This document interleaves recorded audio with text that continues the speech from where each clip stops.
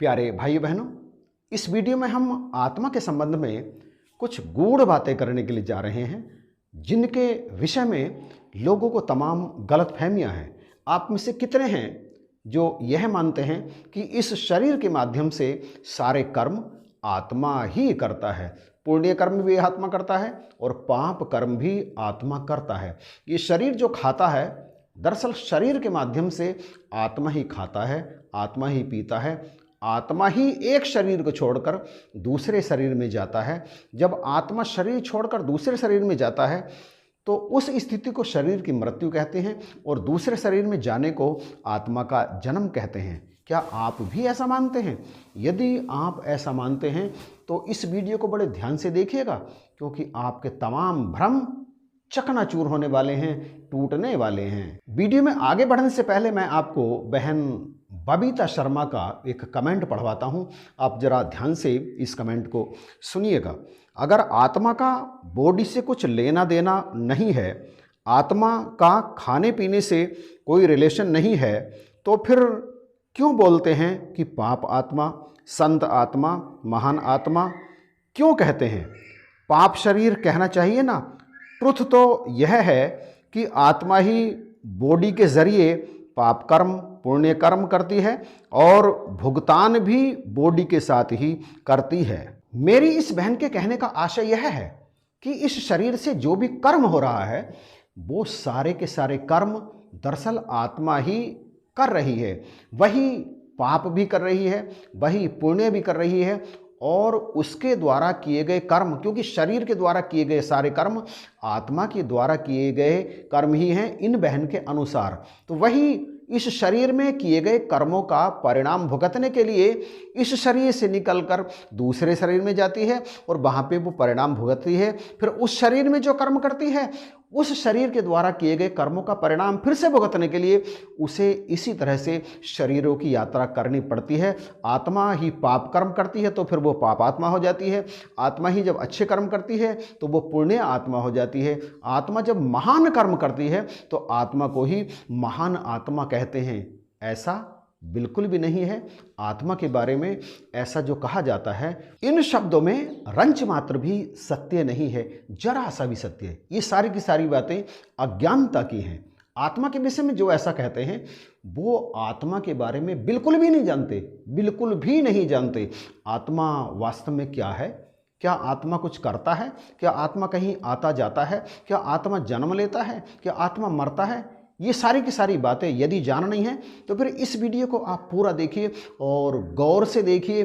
सारे कार्य परे हटा करके हम इस वीडियो में आत्मा के बारे में जो बात करने के लिए जा रहे हैं वह है श्रीमद् भागवत गीता के माध्यम से भगवान आत्मा के विषय में अर्जुन को समझाते हुए कहते हैं संपूर्ण विश्व से, हे अर्जुन, जो इस आत्मा को मारने वाला समझता है तथा जो इस आत्मा को मरने वाला समझता है, दरअसल वे दोनों ही नहीं जानते कि यह आत्मा न तो किसी को मारता है और ना ही ये किसी काल में मरता है। न जायते म्रियते वा कदाचिन नायम भूतवा भविता बाने भूयः अजो नित्य शाश्वतोयम पुराणो न हन्यते न हन्यमाने शरीरे।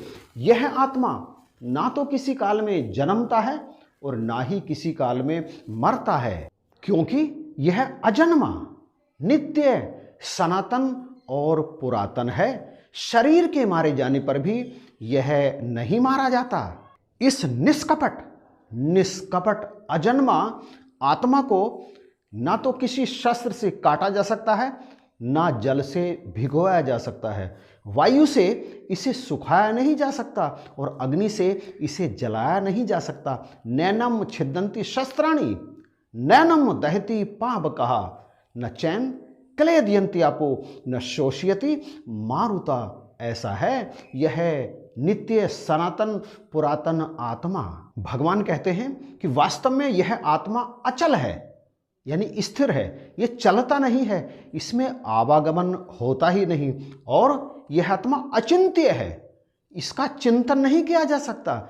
इसके विषय में तो आप विचार भी नहीं कर सकते। यह आत्मा स्थिर है, सदा ही एक रस रहता है, इसमें कोई हलचल होती नहीं और यह आत्मा अक्रिय है, क्रियाशील नहीं है, इसमें कभी कोई क्रिया होती ही नहीं। अछेद्यो अयम दाह्यो अयम क्लेद्यो अशोष्य एव च है, नित्य है, सर्वगत है, स्थाणुर चलो अयम सनातन है। वास्तव में यह आत्मा अछेद्य है, इसका छेदन नहीं हो सकता, इसे न काटा जा सकता है, न जलाया जा सकता है, इसका किसी भी तरह से नाश संभव ही नहीं है। यह नित्य है और सर्वव्यापी है, सदा सर्वत्र समान रूप से व्याप्त है, अचल है। अचल मतलब स्थिर, ये चलता नहीं है। और निसंदेह सनातन है, मतलब सदा रहने वाला है, कभी ये ना कम होता है, ना छोटा होता है, ना कहीं आता है, ना कहीं जाता है। जो इसके विषय में ऐसा कहते हैं ना कि पाप आत्मा, पुण्य आत्मा, महान आत्मा, वो दरअसल आत्मा के विषय में कुछ भी पता नहीं होता, वो अज्ञानवश, भूलवश सुनी सुनाई बातों के आधार पर अपना निर्णय रखते हैं, अपनी बात कहते हैं। फिर लोग पूछते हैं कि यदि ऐसा है, ये सच है, जैसे कि अभी दास के मुख से यहाँ पे निकला, यदि यही सच है तो फिर इस शरीर में रहकर कर्म कौन करता है, और वो कौन है जो एक शरीर से दूसरे शरीर में जाता है। तो इस पर भगवान समझाते हुए कहते हैं, वासांसी जीर्णानी यथा विहाय नवानी गृह्णाति नरो प्राणी तथा शरीराणी विहाय जीर्णानिन्यानि संयाति नवानी देही। हे अर्जुन, वह तो जीवात्मा है जो एक शरीर से दूसरे शरीर में जाता है। जब एक शरीर जीर्ण शीर्ण हो जाता है, मतलब जैसे पुराना वस्त्र होने पर उस वस्त्र का त्याग करके शरीर पर दूसरा वस्त्र धारण किया जाता है और उस वस्त्र का त्याग कर दिया जाता है, वैसे ही यह जीवात्मा एक शरीर के जीर्ण शीर्ण होने पर उसे त्याग कर नया शरीर धारण कर लेता है। दरअसल इस शरीर के माध्यम से जितने भी कर्म होते हैं वो सारे के सारे कर्म जीव करता है, मन के अधीन होकर। इनका आत्मा से कोई लेना देना होता ही नहीं। वास्तव में आत्मा अनेक नहीं होते, आत्मा तो एक ही होता है और जीव अनेक होते हैं जो अलग अलग शरीरों में मौजूद हैं।